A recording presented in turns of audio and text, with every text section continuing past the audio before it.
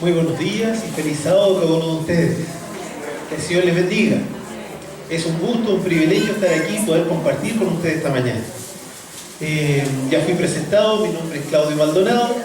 Yo trabajo en ADRA con el pastor Jorge Alé. Yo sé que él viene siempre para acá, o casi siempre, porque justo hoy día no está en la misión del Pacífico. Él me invitó a predicar aquí y a predicar un tema de mayordomía cristiana. ¿Ya? Vamos a hablar acerca de mayordomía. Yo soy el director financiero de ADRA Chile. Pero antes de hablar de mayordomía, vamos a esperar que los hermanos corran la estufita. Muchas gracias.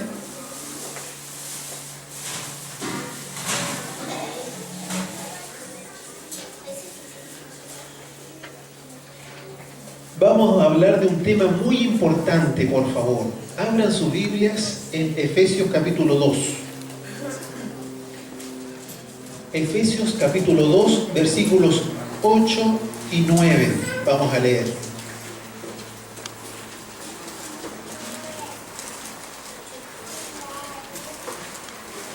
Abran ahí Efesios 2, capítulos 8 y 9. Y mientras ustedes los buscan, yo le voy a preguntar una infidencia, a ver si alguno sabe. ¿De qué nacionalidad es el esposo de la hija casada del pastor Jorge Alé? De Finlandia. ¿Algunos no sabían esto? Algunos no sabían. De Finlandia. ¿Dónde queda Finlandia? En lo último de la tierra. Finlandia. Lo último. Pero para el otro lado. ¿Se imaginan ustedes darle su tesoro más preciado a un hombre que hace poquitos años no lo conocía y que vive al otro lado de la tierra y venirse a vivir acá tranquilo, ser feliz?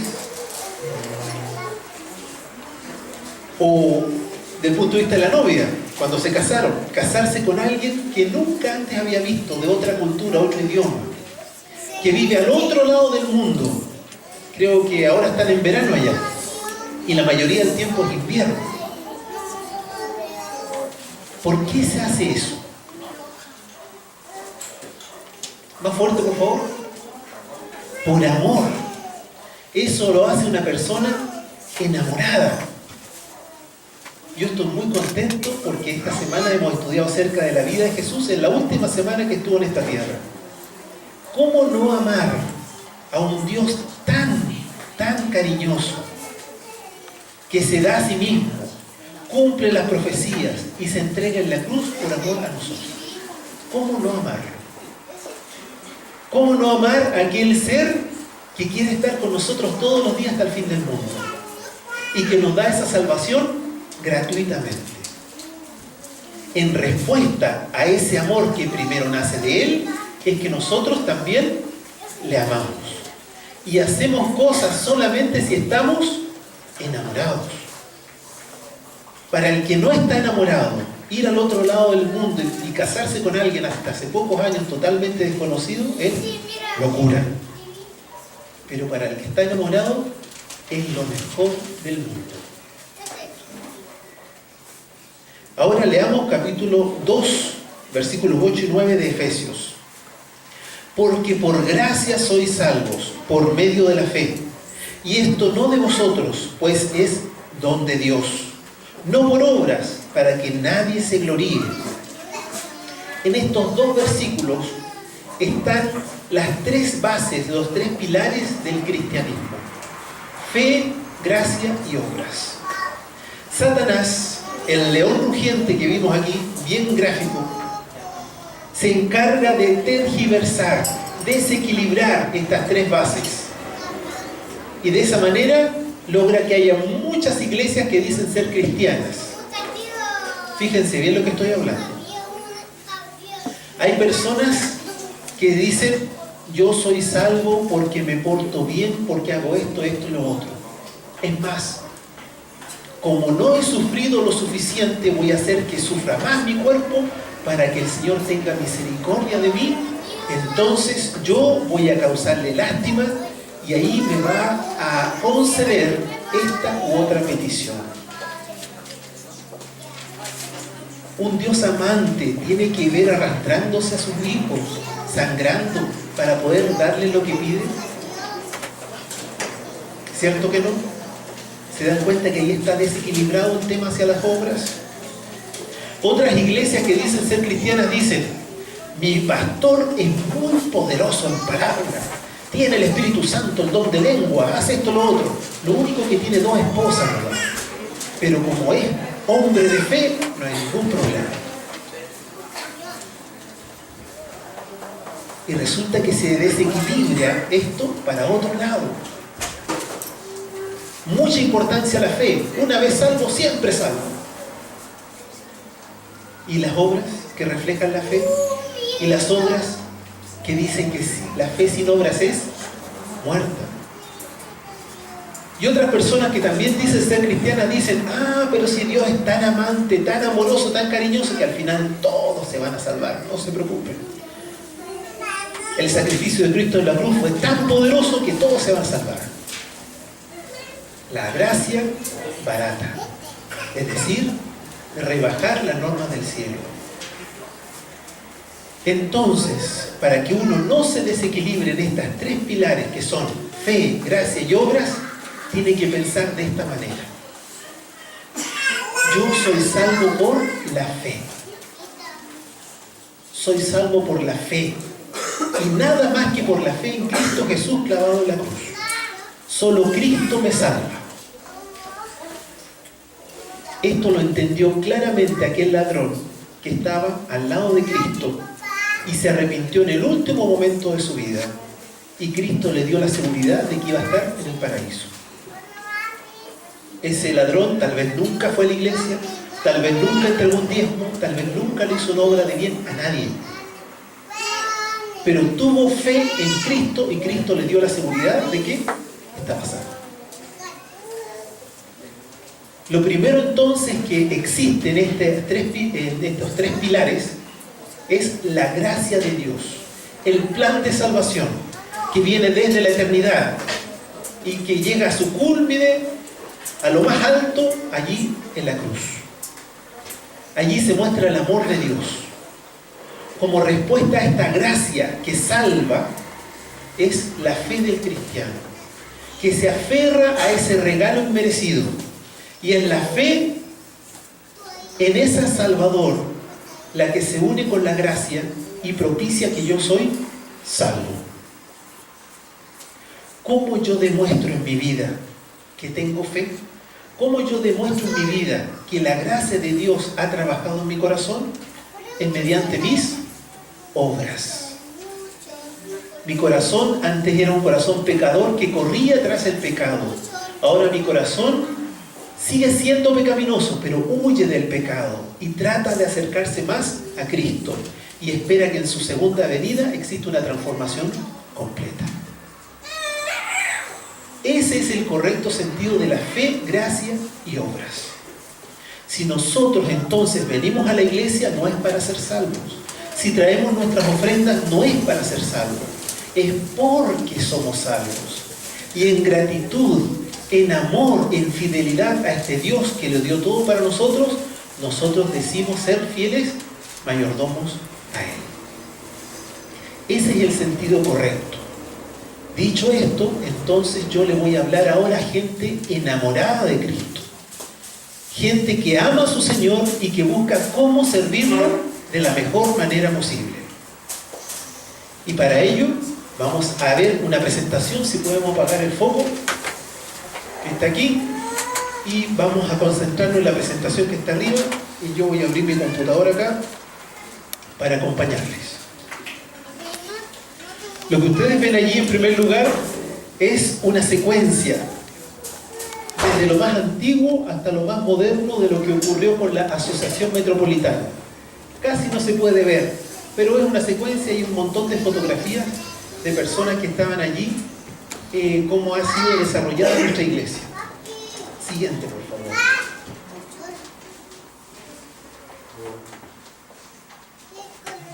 Allí vemos un cronograma histórico administrativo de cómo la iglesia se ha ido desarrollando en nuestro país, en Chile. Fíjense ustedes que en el año 1901 nosotros éramos parte de una misión. La misión se llamaba Costa Occidental y nada menos que tenía 4 países: Ecuador, Perú, Bolivia y Chile. ¿Se imaginan el tamaño de una misión? 4 países, año 1901. En el año 1905 recién se crea la misión chileno-boliviana. Éramos todo una misión Chile-Bolivia. ¿Quién lo diría? En 1907 recién, entonces, todo el país es solo un campo administrativo. Solo Chile es una asociación, tremenda asociación, año 1907. En el año 49 se crea la Asociación Central Norte de Chile y la Asociación Sur de Chile. Se divide el país, ¿ya?, en 2 asociaciones. Fíjense ustedes, norte y centro, y el lado sur. Siempre Parral es el límite, ¿ya? De Parral al sur es el área sur y de Parral al norte es centro-norte. Luego, en el año 67, entonces, se crea la Asociación Central y se separa la Misión Norte de Chile. La Misión Norte llega hasta el poblado que se llama La Higuera, que queda al norte de La Serena. Eso es entonces la estructura como la iglesia está organizada en nuestro país. En el año 87 se crea recién la Misión del Pacífico. Se separa entonces del área central, la 4ª y 5ª región, y se crea la Misión del Pacífico. Luego en el año 97 se crea la Misión Central de Chile, que es la 6ª y 7ª región, que se separa de la zona centro, y entonces allí, por consecuencia, queda solita la Asociación Metropolitana, Santiago. En el año 2001 se crea la Misión Austral. La Misión Austral, que era 10ª región hasta la 12ª. Y queda la 8ª y la 9ª como la Asociación Austral. Y allí estaba la Misión Austral. Eso cambió. En el año 2011 se crea la Misión Sur Metropolitana, se divide Santiago entonces, y nosotros aquí pertenecemos ¿a qué área? Asociación Metropolitana, y el lado sur queda entonces la Misión Sur Metropolitana. Y nosotros también tenemos que agregar a eso que solo la 8ª región en estos momentos es la Asociación Sur de Chile. La 9ª región hacia el sur es la Asociación Sur Austral. Chile entonces en estos momentos está dividido, del punto de vista de la Iglesia Adventista, para efectos de su organización, en la Misión Norte, de Arica hasta La Higuera, Vallenar, Copiapó, la Misión Chilena del Pacífico, 4ª y 5ª región, en Santiago, la Asociación Metropolitana y la Misión Sur Metropolitana. 6ª y 7ª región está la Misión Central. Solo la 8ª región es la Asociación Sur de Chile, y desde la 9ª hasta Punta Arenas o más al sur es la Asociación Sur Austral de Chile. ¿Cómo se ha crecido en el tiempo? ¿Se dan cuenta? ¿Cómo la obra ha avanzado? ¿Cómo el Señor ha permitido esto? Veamos la siguiente, por favor. Nosotros estamos después del pecado de Adán y Eva. Después del pecado de Adán y Eva, el ser humano ya no tiene más acceso a lo que es el árbol de la vida. El árbol de la vida es lo que probaba la fidelidad del ser humano en un mundo perfecto. Y si Dios no tiene más acceso, o sea, el hombre no tiene más acceso a ese árbol de la vida, porque Dios así lo dispuso, Dios de todas maneras nos dejó, mientras dure este mundo caído, un sistema de prueba parecido al árbol de la vida, que es el sistema del diezmo. Vamos a ver más adelante. Fíjense ustedes, allí dice claramente, el árbol de la vida dura hasta el pecado. Hay un lapso de tiempo, historia de la humanidad, estamos en la zona roja, después va a haber un periodo de purificación y vamos a continuar por la eternidad nuevamente con el árbol de la vida, como sistema de prueba de la fidelidad del ser humano en un mundo perfecto. Esto no es una idea mía, esto queda en Joya de los Testimonios, página 371 del Espíritu de Profecía. Hablemos un poquitito acerca de El sistema de los diezmos, el sistema de las ofrendas. Acuérdense que estamos hablándole a personas enamoradas de Dios, que tratamos de amarlo más y mostrarle más fidelidad. Ya en los días de Adán se requería que los hombres ofreciesen a Dios donativos de índole religiosa. Estamos hablando de ofrendas. Esto continuó durante generaciones sucesivas y fue practicado por Abraham también. ¿Se acuerdan cuando Abraham le entrega sus diezmos a Melquisedec? Estaba siendo practicado, estaba siendo probada la fidelidad de Abraham. El mismo principio existía en los días de Job y también lo practicó Jacob, entregar ofrendas a Dios. Posteriormente el sistema de ofrendas y diezmos es ordenado, sistematizado en lo que es el código levítico. Ahí está, Levítico 27:30. Veamos el siguiente. ¿Para qué ha servido todo esto? Fíjense ustedes. Allí vemos todo el mapa del mundo y cómo la iglesia ha crecido en el mundo. Vamos a ir viendo que en estos 17.994.120 personas. ¿Qué le parece? En todo el mundo, casi 18 millones de adventistas. ¿Se imagina todo Chile, que somos un número parecido, puros adventistas? Esa es la cantidad. 124 uniones. Y también sobre las uniones, para efectos de organización, hay otro más. Tanto en este mundo. Vamos a ir viendo cómo se financia toda la iglesia en su estructura y en su misión. Y allí es donde entra el tema de los diezmos. ¿Cómo es que se financia todo este crecimiento de la iglesia? Joya a los Testimonios, tomo 1, página 367, dice así, el sistema de los diezmos. Él, refiriéndose a Dios, ha dado a su pueblo un plan para obtener sumas suficientes con que financiar sus empresas. Cuando habla de empresas, no es que estén produciendo petróleo o gas, ¿ya? Sino que sus organizaciones, sus iniciativas. El plan de Dios en el sistema del diezmo es hermoso por su sencillez e igualdad. Todos pueden practicarlo con fe y valor porque es de origen divino. Todos pueden practicarlo con fe y valor porque es de origen divino. Eso es el tema del diezmo. Vamos a ver aquí un ejemplo gráfico del tema del diezmo.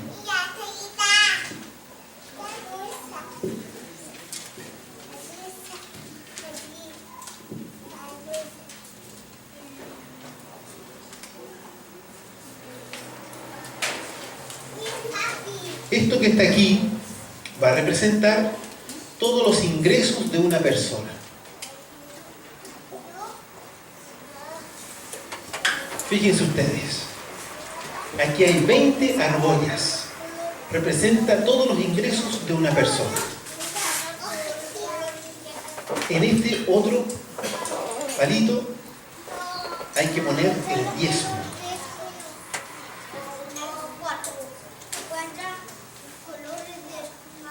Si hay 20 argollas acá, ¿quién se atreve a pasar adelante y decirme cuánto correspondería el diezmo? Y mover 2 argollas y ponerlo aquí en este otro ladito. ¿Alguien se atreve a pasar? Para que me ayuden, pásenme. ¿Cuánto sería el diezmo de eso? Muy bien, ahí tenemos un 5% y ahí tenemos un 10%. Bueno, está bien abajo. Muchas gracias.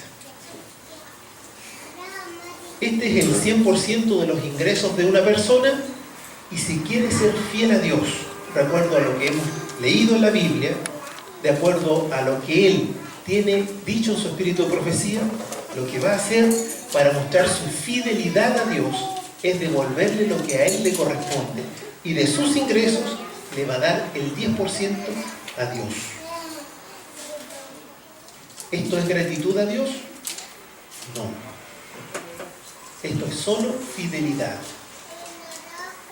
Si usted no lo hace, dice claramente la Biblia en Malaquías capítulo 3 que usted le está robando a Dios.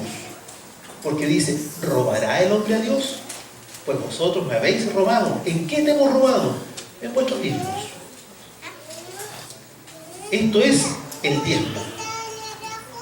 Mediante el diezmo la iglesia va avanzando.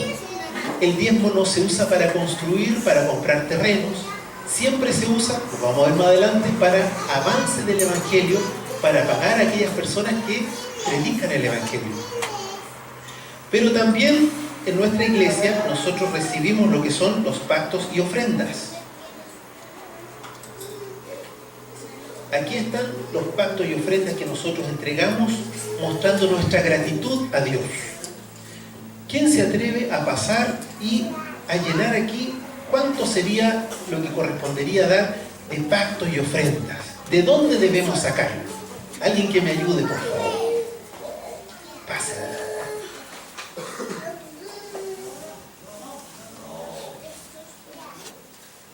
Muchas gracias. Entonces, de los diezmos tenemos que sacar y damos de pacto y ofrenda. ¿Está bien? No está bien. Pero es que si saco de acá me voy a quedar con menos dinero.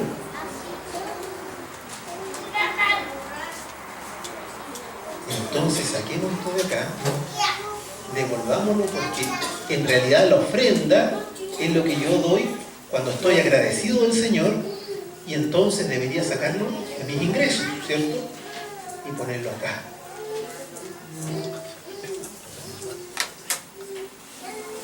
Y yo puedo hacer un pacto con el Señor.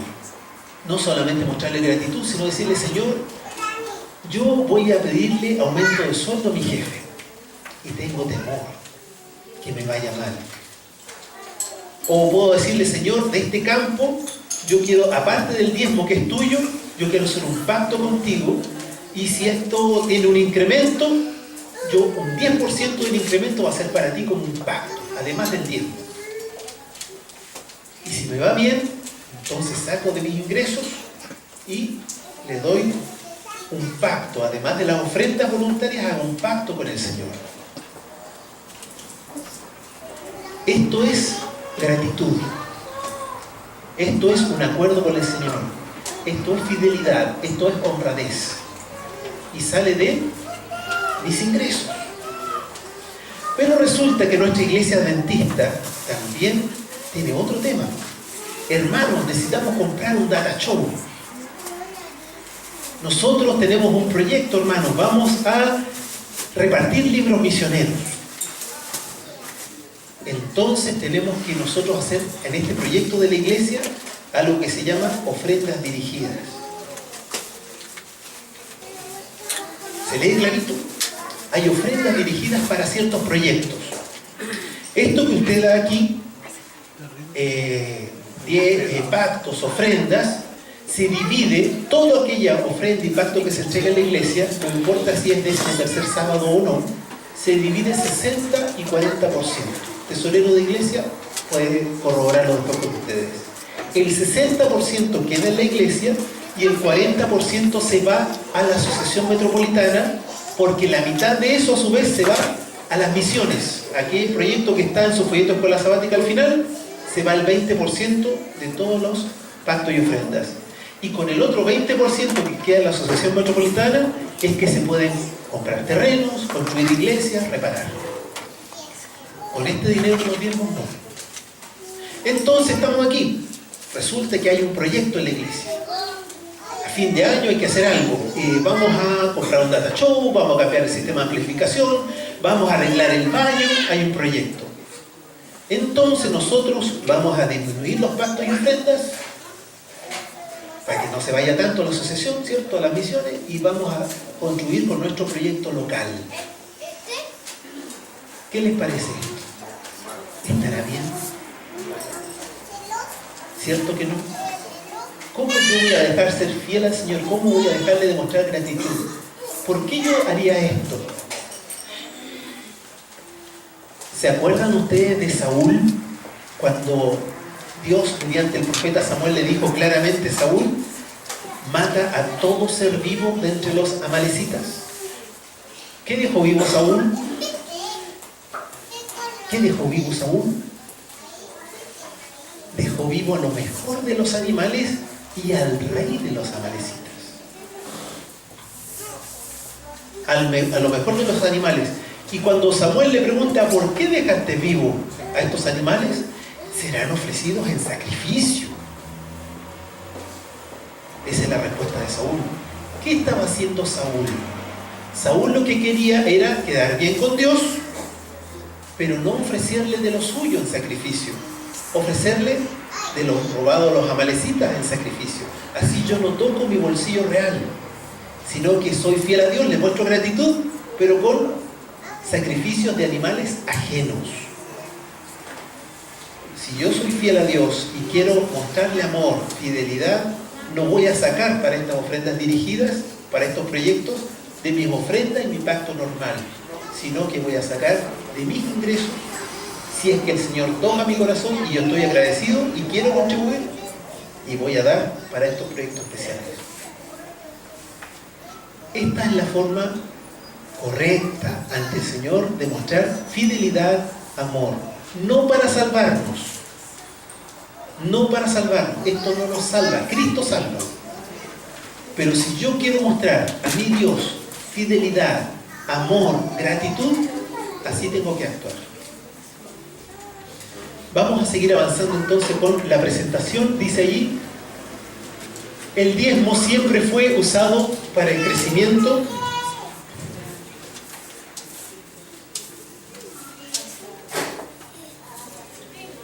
para el sostenimiento del culto y sus ministros. Fíjense ustedes, Números, capítulo 18, versículo 21, en la Biblia. Números 18, 21, en la Biblia, nos dice claramente que he dado a los levitas todos los diezmos de Israel para su ministerio por su servicio en la tienda de reunión. Muy claro, pero alguien podría decir, pero eso no era en el Antiguo Testamento. Entonces leamos lo que dice al respecto en el Nuevo Testamento. Primera de Corintios capítulo 9, versículos 13 y 14. ¿No sabéis que los que prestan servicios sagrados comen del templo y los que sirven del altar participan? El Señor ordenó que del mismo modo los que anuncian el Evangelio vivan del Evangelio. Ahí está claramente, ¿cierto? La instrucción ahora en el Nuevo Testamento para la iglesia cristiana. Sigamos avanzando. Ahí está Malaquías 3:10, que nos invita a probar al Señor y Él nos va a entregar mucho más bendición de lo que nosotros podemos aguantar, sostener. Para nosotros, siguiente, para nosotros el compromiso del diezmo y las ofrendas, ¿cuándo comienza? ¿Saben cuándo comienza? El compromiso, cuando uno se bautiza. Delante de todos los hermanos a uno le hacen una pregunta aquí, entre otras preguntas, ¿cierto?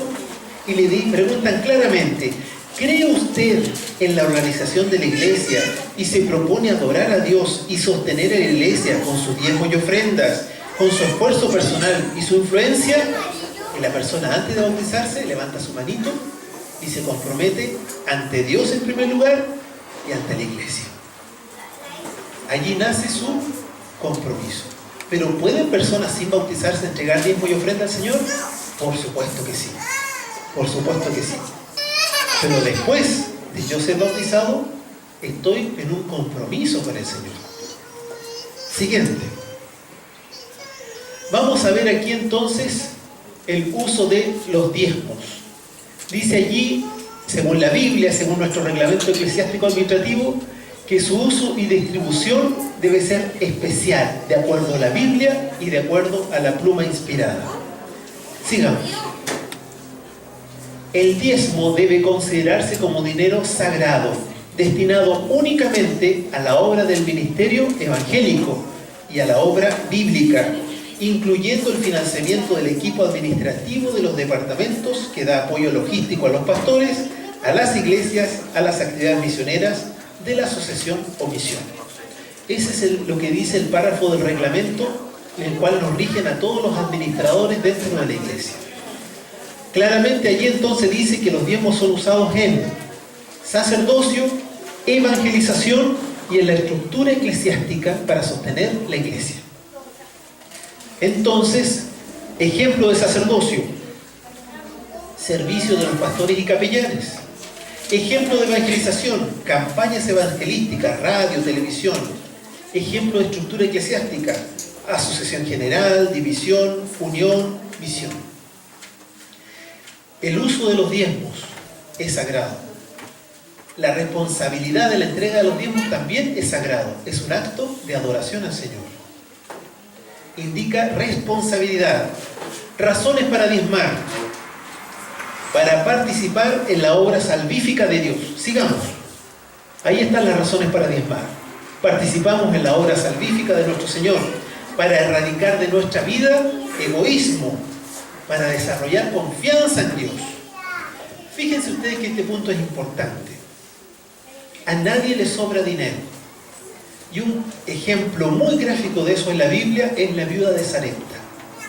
La viuda de Sarepta que estaba allí con su hijo, sufriendo una grave sequía, y solamente buscaba un poco de leña para calentar lo último que tenía de harina y comer con su hijo y morir, según sus palabras, porque ya no tenía nada más. Y el Señor quería bendecir a esta viuda. El Señor quería ayudarla. ¿Y cuál es la manera de bendecirla? ¿Cómo se acerca el Señor? En la forma del profeta. Y el profeta le pide agua y le pide que lo alimente a él primero. ¿Qué hubiera pasado si esa viuda le hubiera dicho, pero ¿cómo si tú eres un hombre de Dios me pides que yo dé lo poco de alimento que tenga y te lo lleves tú? Tú deberías pedirle a Dios de alguna manera milagrosa y darte. Pero resulta que yo soy pobre. Tú deberías traerme algo a mí. La mujer humilde, llena de fe, hace la última tortilla y se la da al profeta. ¿Qué ocurre con el recipiente de harina y con el recipiente de aceite que ella tenía? Quedan rebosando. Quedan rebosando y permanecen hasta que la sequía se acaba. El Señor quería bendecir a esta persona, pero esta persona primero tenía que dar un paso de fe. El Señor nos quiere bendecir también y abundantemente, pero el Señor primero requiere de nosotros un paso de fe. Preferible es administrar nuestra vida con un 90% con la bendición de Dios que con un 100% sin la bendición de Dios. Sigamos adelante. Reconocemos la propiedad de Dios, que somos simples administradores, mayordomos. Todo al final pertenece al Señor. Es una adoración que manifiesta nuestra responsabilidad. Sigamos. Hablemos entonces acerca de las ofrendas. Su uso y distribución lo determina la Iglesia de acuerdo a la indicación del manual de Iglesia. De acuerdo a las Sagradas Escrituras, por supuesto, y la pluma inspirada. También los acuerdos que se producen en los congresos mundiales. Nosotros ahora en julio se reúnen representantes de todo el mundo en el Congreso Mundial y se revisa el manual de Iglesia. Y ahí se toman acuerdos cómo utilizar las ofrendas. En estos momentos, entonces, como yo les explicaba, el 60% de los pactos de ofrendas quedan en la iglesia local. Y el 40% va a la asociación, pero en la asociación solo queda un 20%, la mitad de lo que llega, y con ese 20% ellos trabajan comprando edificios, arreglando iglesias, comprando terrenos para seguir creciendo. Y el otro 20% se va al proyecto de las misiones. Sigamos, ahí está explicado eso y nos muestra la gratitud que nosotros tenemos hacia Dios con las ofrendas y con los pactos. Razones para ofrendar: para expresar nuestro amor a Dios, para practicar una adoración en conjunto, para desarrollar el amor al prójimo, para proveer opciones de salvación a otros y para erradicar de nuestra vida el egoísmo. Esas son distintas razones para ofrendar. Esta es una adoración que demuestra nuestra gratitud al Señor. Allí ahora vamos a ver algunos ejemplos. El 20% queda así, según el mapa de la Asociación Metropolitana, y el otro 20% a las ofrendas mundiales. En este caso, dice allí, a la División Norasiática del Pacífico. Ese es el proyecto en este segundo trimestre del año 2015. Sigamos avanzando.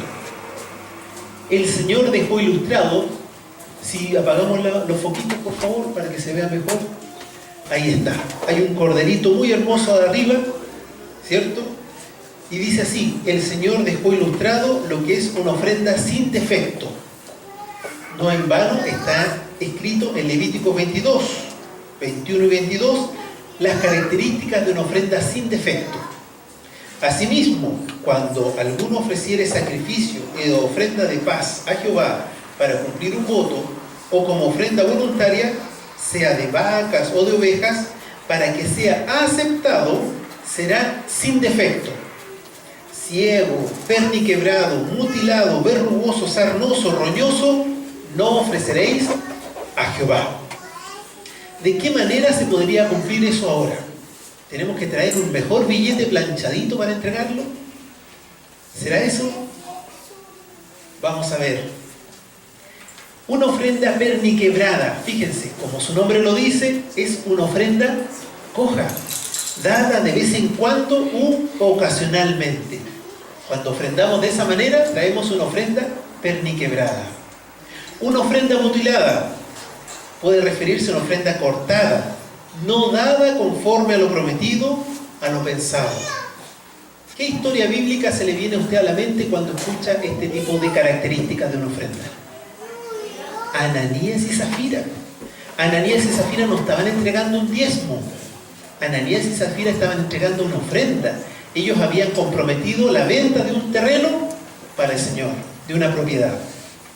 Y cuando vieron que era mucho dinero, Ananías y Zafira dijeron: esto es mucho para entregarle ofrenda. Vamos a dejarle una partecita para nosotros y la mayoría para la obra de Dios. Y la Biblia es clara que ellos se murieron porque el Espíritu Santo los pilló en falta. ¿Por qué dejaron que entrara Satanás en sus corazones? Fue la palabra del apóstol Pedro. Sigamos. Cuando una ofrenda es verrugosa, sarnosa o roñosa, son muy parecidos. Y como su nombre lo dice, es una ofrenda enferma. Ofrendas mal venidas. Pueden ser por la venta de comidas inmundas, venta de animales inmundos, venta de licores, cigarrillos, cervezas, juegos de azar. ¿Podemos traer nosotros a la iglesia ofrenda que viene de esos ingresos? Esa es una ofrenda enferma que no deberíamos traer a la iglesia. ¿Se imaginan que alguien robe y que traiga de esa ofrenda, Señor? No puede ser. Pero a veces nosotros ofrendamos de dinero que no son diezmados. Y es un sentido más profundo ese.